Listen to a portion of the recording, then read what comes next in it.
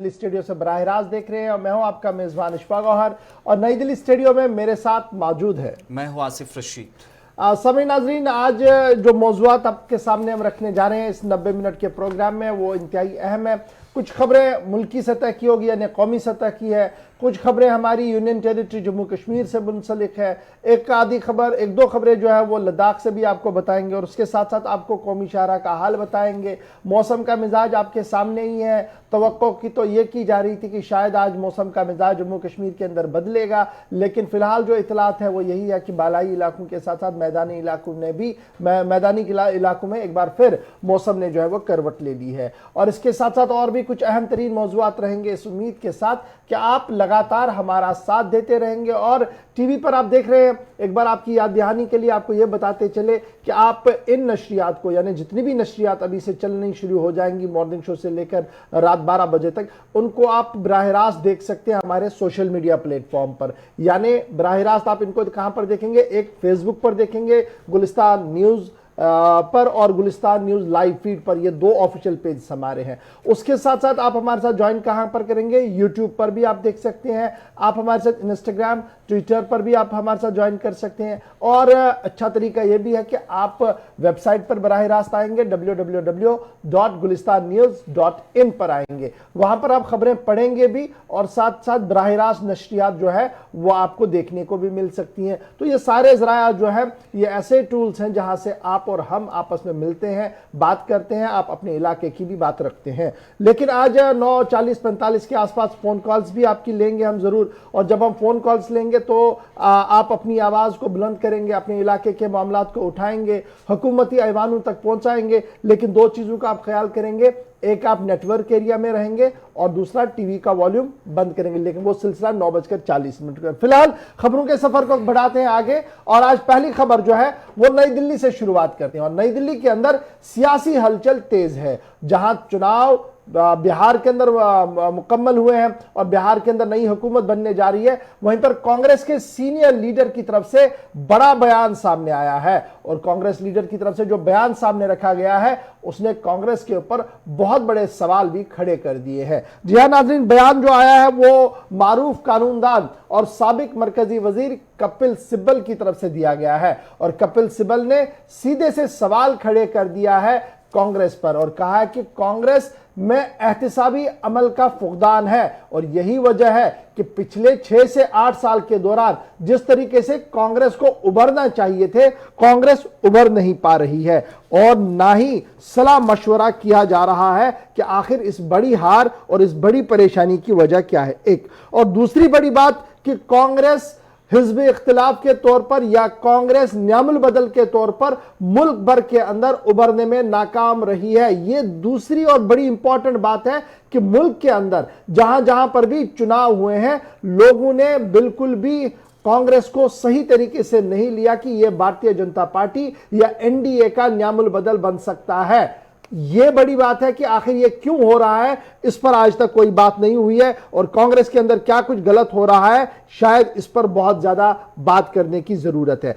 तीसरी बड़ी बात जो कपिल सिब्बल की तरफ से सामने रखी जा रही है वो यह कहा जा रहा है कि कांग्रेस के अंदर अगर बिहार चुनाव से भी आप देखेंगे और बिहार चुनाव से कबल भी देखेंगे, जिस तरीके का इंट्रोस्पेक्शन होना चाहिए था, कांग्रेस के अंदर जो एहतिसाबी अमल होना चाहिए था वो नहीं है। और अगर आप आवाज खड़े करना चाहते हैं तो आपके पास कोई फोरम ही नहीं बचा है कांग्रेस के अंदर और यही वजह कि कांग्रेस आहिस्ता आहिस्ता करके सुकड़ रही है। और तीसरी बड़ी बात, उन्होंने मीडिया पर भी हमला किया है और उन्होंने कहा कि मीडिया बराह रास्त जो है वो सरकार की गिरफ्त में है और सरकार जैसे चाहे खबरों को सामने रखवा देती है। लेकिन कांग्रेस ने जिस तरीके से सोशल मीडिया का इस्तेमाल किया था, एक मौसर अंदाज में आवाज बाहर आ रही थी, लेकिन वो आवाज शायद हमें वोटों तक नहीं ले पाई और वो आवाज उतनी मौसर नहीं रही। यही वजह है कि मुल्क भर के अंदर पिछले 6-7 साल के दौरान जितने भी चुनाव हुए हैं हमारी कारकर्दगी बेहतर नहीं रही है, कपिल सिब्बल साहब कह रहे हैं।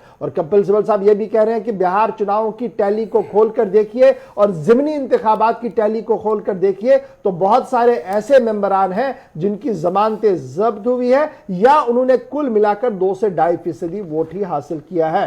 तो आखिर क्या वजह है कि जब इतने ज्यादा मामलात है, बेरोजगारी है और करप्शन है और 10 तरह के इल्जामात वो गिनवा रहे हैं, लेकिन उसके बावजूद भी कांग्रेस पर भरोसा नहीं किया जा रहा है। लेकिन बड़ा सवाल यह है कि कांग्रेस के अंदर कोई इस पर बात करने के लिए तैयार नहीं, कोई इसके लिए सुनने के लिए तैयार नहीं। लेकिन मैं कांग्रेसी रहा हूं, कपिल सिब्बल साहब क्या कुछ कह रहे हैं, मैं कांग्रेसी रहा हूं, कांग्रेसी रहूंगा और अपनी अंदर की आवाज को उठाते रहूंगा, किसी को अच्छा लगे या बुरा लगे। यानी जब यह बयान सामने आया है, यह आप समझ लीजिए कि यह पॉलिटिकली काफी पोटेंशियल वाला बयान है और कांग्रेस इसका रद्दअमल करे न करे, लेकिन जरूर आप देखेंगे कि इसको लेकर आप बड़ी डिबेटें और बड़ी बहस जो है वो देखने को मिल सकती है। तो बड़ी बयान उस वक्त सामने आया है जब बिहार के अंदर इंतखाबात हुए और पार्टी 20 से ज्यादा सीटें भी यानी 20 का आंकड़ा भी छूने में नाकाम रही और उसके बाद सवाल उठे कि जिस तरीके से जो अपोजिशन के तौर पर एक बड़ी पार्टी, नेशनल पार्टी के तौर पर जो रोल होना चाहिए था इंतखाबात में या अपोजिशन के तौर पर ही जो किरदार पार्टी का होना चाहिए था वो नहीं, और लेफ्ट की जमातों के साथ छोटी छोटी जो रीजनल पार्टीज हैं उनके साथ कंपेयर की जाने लगी कांग्रेस की परफॉर्मेंस, जिसके बाद बार बार सवाल पूछे जा रहे थे कांग्रेस लीडरान से और पार्टी के सीनियर और कद्दावर लीडर और साबिक मरकजी वजीर की तरफ से। जिस तरीके से जो आपने जिक्र किया, एक एक करके उन्होंने खुलासा किया, चाहे वो बाई इलेक्शंस हो या फिर इस बार के इंतखाबी नताइज हो, एक एक करके उन्होंने परखा और बताया कि किस तरीके से कहां पर कांग्रेस के जो लीडरान हैं वो, यहां तक कि बहुत सारे लीडर्स का उन्होंने जिक्र किया जो बाई इलेक्शंस में गुजरात के अंदर अपनी जमानत तक बचाने में कामयाब नहीं रहे। और इतना ही नहीं, जो जातिगत वोट था या कास्ट के नाम पर वोट दिया जाता था वो भी उन इलाकों के अंदर जहां पर साख काफी मजबूत कांग्रेस लीडरान की होती थी वहां पर भी वो लेने में नाकाम रहे और अवाम का जो एतमाद था वो कांग्रेस पार्टी हासिल करने में पूरी तरह नाकाम साबित हुई है। चलिए, ये तो थी कांग्रेस की बात जो हमने आपके सामने रखी बड़ी कौमी खबर के तौर पर। और एक और खबर भी बड़ी इंपॉर्टेंट है जो वजारत खारजा की तरफ से सामने रखी गई है। आपको याद होगा कि गुज़श्ता दिनों शेख महमूद कुरैशी की तरफ से पाकिस्तान के अंदर प्रेस कॉन्फ्रेंस की गई और उस प्रेस कॉन्फ्रेंस के दौरान उन्होंने भारत पर इल्जाम लगाया कि इंतहा पसंदी और दहशतगर्दी को परवान चढ़ाने के लिए ममनुआ तंजीमों की मदद भारत की तरफ से की जा रही है। और शेख महमूद कसूरी ने जहां अपने इंटेलिजेंस जराया से इस बात का खुलासा पेश किया कि पाकिस्तान और पाकिस्तान के ज़ेर इंतजाम इलाकों के अंदर बड़े पैमाने पर आइंदा 2 महीनों के अंदर इंतहा पसंदी और दहशतगर्दी की कार्रवाइयां हो सकती है और सीधे से इल्जाम उन्होंने भारत सरकार पर लगाया है। उसके मुकाबले में कल रात देर गए प्रेस कॉन्फ्रेंस भारत सरकार की तरफ से की गई और भारत ने इस पर कड़ा रद्द अमल जो है वो दे दिया है और भारत की तरफ से साफ कर दिया गया कि पाकिस्तान की तरफ से जिस तरीके से इंतहा पसंदी और दहशतगर्दी को परवान चढ़ाया जा रहा है, आलमी इदारों को सारी चीजें पता है और कौन ग्रे लिस्ट में है और क्यों ग्रे लिस्ट में रखा गया है इस पर किसी की वजाहत की जरूरत नहीं है। सलाहुद्दीन, हाफिज सईद, दाऊद जैसे नामों का जिक्र करते हुए कहा गया है कि वो आज भी कहां पर है, दुनिया को ये सारी चीजें पता है। लेकिन जिस तरीके से अपनी नाकामियों को छुपाने के लिए इमरान हुकूमत पाकिस्तान के अंदर भारत का इस्तेमाल करना चाहती है, इसकी वो सरीहन खिलाफ वर्जी करती है और उनकी सभी बयानों को मुस्तरद करती है। ये बयान बड़ा इंपॉर्टेंट उस वक्त है, मैंने पहले ही कहा कि शाह महमूद कुरैशी की तरफ से प्रेस कॉन्फ्रेंस की गई थी और फौजी जनरल भी बाबर इफ्तिखार उनके साथ थे और इस प्रेस कॉन्फ्रेंस में उन्होंने कई हमलों का जिक्र और जिनके पीछे भारत का हाथ, इस तरह के इल्जामात आयद किए गए थे पाकिस्तान के फॉरेन मिनिस्टर की तरफ से, जिसके बाद ये शदीद रद्द-ए-अमल भारतीय वजारत खारजा की तरफ से सामने आया है और पलटवार किया गया है। वजारत खारजा के तर्जुमान अनुराग श्रीवास्तव की तरफ से कल भारत का जो रद्द-ए-अमल था और एहतजाज वो पाकिस्तान के सामने रखा गया।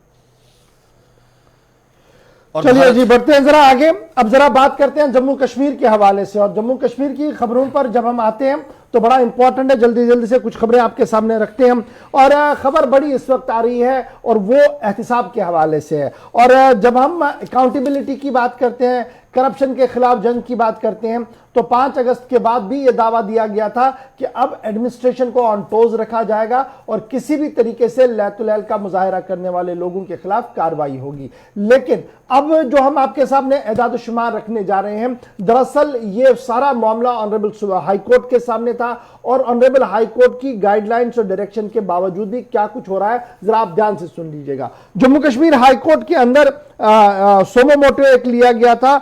ये साल था 2020, 21 जुलाई को एक सोमो मोटो लिया गया जिसमें यह कहा गया था कि सभी डिपार्टमेंट्स जितने भी महकमा जात है जम्मू कश्मीर के अंदर जो काम कर रहे हैं वो एक फरिस्त बनाकर दे कोर्ट के सामने, जिसमें यह कहा जाए 2 चीजें मांगी गई थी। एक कि करप्शन के अंदर जो लोग हैं उनका नाम दिया जाए और डिपार्टमेंट ने जो कार्रवाई उनके खिलाफ की है वो सारी डिटेल जो है वो ऑनरेबल कोर्ट के सामने जो है वो रखी जाए। और ये मामला, ये जो डायरेक्शन थी ये जुलाई के महीने में आई थी, 21 तारीख था 2020 था और जीएडी को कहा गया था कि डिपार्टमेंटल इंक्वायरी की सारी डिटेल्स जो है वो इन डिटेल आप कोर्ट के सामने रख लीजिए।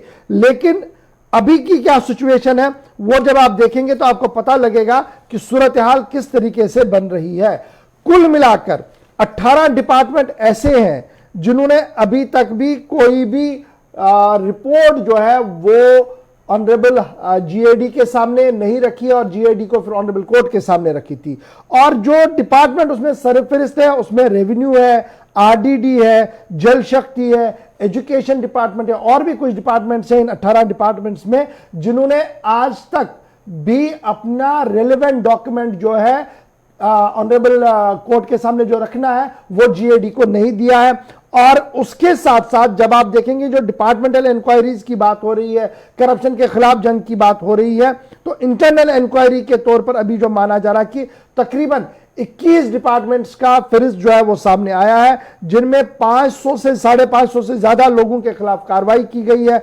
118 लोग जो है वो सस्पेंड भी है। ये वो फिगर मैं आपको बता रहा हूं जो डिपार्टमेंटों ने सबमिट किया है जीएडी को। अब ये जो 594 का फिगर सामने आया है जिसमें कहा गया कि एक्शन हुआ है, उसमें सबसे ज्यादा एक्शन जो है हुआ है दाखिला वजारत के अंदर हुआ है, होम डिपार्टमेंट के अंदर हुआ है। 377 केसेस जो है करप्शन और दीगर मामलात के वो आपके होम डिपार्टमेंट के अंदर है जहां पर इंक्वायरियां जो है वो चल रही है। उसके बाद इंडस्ट्रीज एंड कॉमर्स, उसके बाद health and medical education. Industries and commerce और हेल्थ एंड मेडिकल एजुकेशन के अंदर आप 50 के आसपास केसेस को जो है वो देख रहे हैं। टूरिज्म डिपार्टमेंट के अंदर भी एक्शन लिया गया है, तकरीबन 31 लोगों के खिलाफ जो है, अफसरों के खिलाफ जो है वो एक्शन लिया गया है। और उसके साथ साथ पीडीडी डिपार्टमेंट ने 24 मुलाजमीन के खिलाफ जो है वो कार्रवाई की है। और इसी तरीके से जीएडी के अंदर भी 14 मुलाजमीन है जिनके खिलाफ कार्रवाई की गई है। लेकिन बड़ा सवाल यह है कि ये चंद डिपार्टमेंटों की कारकर्दगी तो हमने आपके सामने रख दिया, लेकिन 177 अफसर ऐसे हैं जिन्हें सस्पेंड किया गया है और उसके बाद उन्हें प्रिवेंशन ऑफ करप्शन एक्ट के तहत जो है वो बुक कर दिया गया। 118 होम डिपार्टमेंट के हैं, 21 इंडस्ट्रियल डिपार्टमेंट के हैं, 12 पब्लिक वर्क्स डिपार्टमेंट के वो लोग हैं जिनके खिलाफ फिर करप्शन केसेस के अंदर बाज़ाब्ता तौर पर चालान भी पेश किया गया। लेकिन जो बड़ी खबर थी वो ये थी कि आप एक डिटेल सर्वे रिपोर्ट और डिटेल बात जो है वो ऑनरेबल कोर्ट के सामने रखें कि आखिर कुल मिलाकर कितने लोग हैं जिनके ऊपर कार्रवाई की गई है, जिनके ऊपर कार्रवाई चल रही है, जिनकी कार्रवाई अंडर प्रोसेस है। वो आज तक भी जीएडी डिपार्टमेंट नहीं दे सका है ऑनरेबल कोर्ट को। तो यह आप समझ सकते हैं कि जब ऑनरेबल कोर्ट के हुक्मनामे को अमलाने में इतना वक्त लग सकता है तो आम लोगों की फाइल पर दस्तखत करना और उसे लॉजिकल कंक्लूजन तक पहुंचाना कितना मुश्किल होगा। यही वजह है कि जब भी हमारे पास कॉल आती है आसिफ की ग्रीवेंसेस के हवाले से, तो कहा जा रहा है कि जनाब दफ्तर में फाइलें आगे नहीं बढ़ रही है। वो आगे बढ़नी ही नहीं है, क्योंकि जब कोर्ट के मामले में आगे बढ़नी नहीं है फाइल, तो आप लोगों की फाइल कैसे आगे बढ़ेगी, एक बड़ा सवाल है। लेकिन जो दावा पेश किया गया था कि अब जम्मू कश्मीर बदल रहा है, अब जम्मू कश्मीर के अंदर अदल की हुकूमत है, तो क्या वो हुकूमत काम कर पा रही है, क्या वो एडमिनिस्ट्रेशन उसे डिलीवर कर पा रही है, एक बड़ा सवाल है जो इन फिगर्स के बाद हमारे सामने आया है।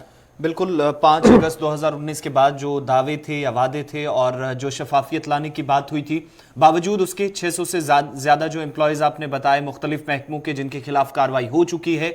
कई लोग हैं जिनके खिलाफ एक्शन होगा, जिन पर नज़र खुद इंतजामिया की होगी या मुतलका महकमों की होगी। धांधलियाँ हुई या खुद बुर्द हुआ लेन देन के मामले हैं, और इन तमाम मामलों के बीच जब कोर्ट ने इन मामलों को सुलझाने के लिए और जो भी जितने भी इंकशाफ हुए थे या शिकायतें मौसूल हो रही थी, जिसके बाद कोर्ट ने इस मामले में मुदाखलत की, बावजूद उसके अभी तक तमाम महकमे पूरी डिटेल्स या जितना भी डेटा था या जो काम अभी तक किया गया था, जो परफॉर्मेंस थी, वो कहीं ना कहीं कोर्ट के सामने, कोर्ट के अहकामात के बावजूद भी जीडी के सामने अभी तक रखने में नाकाम साबित हुए। और इस बात से इसका भी अंदाजा लगाया जा सकता है कि न सिर्फ जम्मू सूबे के अंदर, वादी कश्मीर के अंदर और लद्दाख के अंदर आए रोज जो अपने प्रोग्राम्स के जरिए हम आपको बताते हैं कि मुख्तलिफ महकमों से लोगों को शिकायतें हैं। जिस तरीके से अब चूंकि मौसम सरमा का आगाज हुआ है और शुरुआत से ही पहली बर्फबारी के साथ ही चाहे वो महकमा पीडीडी हो, पीएचयू, इन पर सवाल उठने लगे हैं, तो ये सवालात उठने जाहिर हैं जब हम आपके सामने खुलासा रख रहे हैं। इतनी कार्रवाई अभी तक हुई हैं, लेकिन आगे बात नहीं बढ़ रही है। और जो फाइलें होने का जिक्र बार बार आप इशफाक कर रहे हैं, मुख्तलिफ इलाकों से बार बार फोन कॉल्स आती हैं कि कई बरसों से उनके काम ज़ेर इल्तवा हैं, मुख्तलिफ महकमों में पड़े हैं, लेकिन बात आगे नहीं बढ़ रही है। बहरहाल ये इंतजामिया की बात, आगे भी इस पर हमारी नजर रहेगी और कोशिश हम करेंगे कि इस तरह के भी जितने भी आंकड़े, चाहे वो सरकारी सतह पर या कोर्ट की तरफ से जो भी जवाबात मुख्तलिफ महकमों से मांगे जाते हैं, इस प्रोग्राम के जरिए आप तक जो भी सच्चाई है, जो महकमों के भीतर हो रहा, अंदर चल रहा है, वो आप तक पहुंचाने की हमारी कोशिश जारी रहेगी। यहाँ पर एक छोटे से ब्रेक के लिए रुक रहे हैं जी, ब्रेक के उस पार आएंगे तो आपको कुछ और खबरें हैं जम्मू कश्मीर से जो बड़ी इंपॉर्टेंट है। कुछ लोग हमारे साथ ज्वाइन करेंगे, उनके साथ गुफ्तगू भी करेंगे, सियासी तज्ज़िया-निगार हमारे साथ ज्वाइन करेंगे, ताकि मजीद गुफ्तगू जो है वो जम्मू कश्मीर के हवाले से हो और आपको कौमी शहरा का हाल बताएंगे। जहां पर इस वक्त खबर ये आ रही है कि बहुत जोर से बर्फबारी शुरू हो गई है। दोनों खबरों पर डिटेल के साथ आपके सामने हम रखेंगे खबर को, लेकिन इस छोटे से तिजारती वक्फे के फौरन बाद।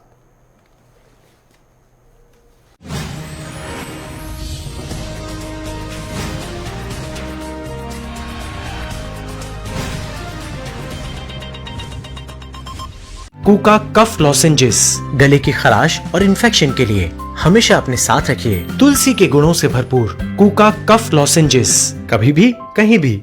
वेक्टस बनाते हैं all types of pipes, plumbing pipes, drainage pipes और एग्रीकल्चरल पाइप्स। यार हम दोनों साथ में क्यों बोल रहे हैं? क्योंकि हम दोनों वेक्टस के ब्रांड एम्बेसडर्स हैं। वेक्टस पाइप्स एंड टैंक्स पर है सबका भरोसा, तभी तो वेक्टस है इंडिया की मुल्तानी कोका कफ सिरप, तुलसी, वसा, यस्ती मधु, पिपली के गुणों से भरपूर, जो खांसी पर करे तुरंत असर, ताकि बदलते मौसम के साथ आप न बदलें। शादी का ख्याल आए तो शायद.com नहीं, शादी.com पर आइए। यहाँ लाखों लोगों को मिला अपना परफेक्ट लाइफ पार्टनर। मुस्लिम शादी, आज ही रजिस्टर करें। 85 बरसों से आपके भरोसे का प्रतीक SSK वायर्स एंड स्विचेस, आपके लिए, आपके साथ, आपकी सुरक्षा हमारी जिम्मेदारी। We are SSK। Hello Gulistan, बुलबुलाओ समिताओ गुलन लोला बरो।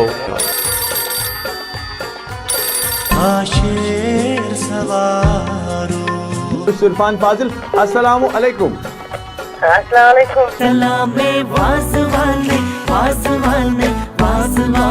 इलाही बाग बसपुर पर कॉल करा, शुक्रिया मुश्ताक साहब।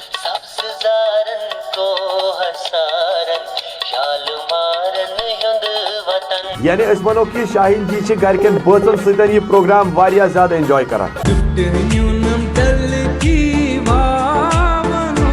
हेलो गुलिस्तान, जिस प्रोग्राम से रिकॉर्डिंग आसान बटवार दो बिल्कुल बाही पटन 12:30 बजन काम दोपहर। हेलो गुलिस्तान, सुते हुए प्रशासन दी अखा खोलेगी जनता दी आवाज। पंजाबी राही पहुंचावांगे तुहाडे तक हर खबर, तुहाडी आवाज नूं पहुंचावांगे प्रशासन तक। सच दी करांगे तर्जमानी अते निधड़क होके करांगे सच दी आवाज बुलंद।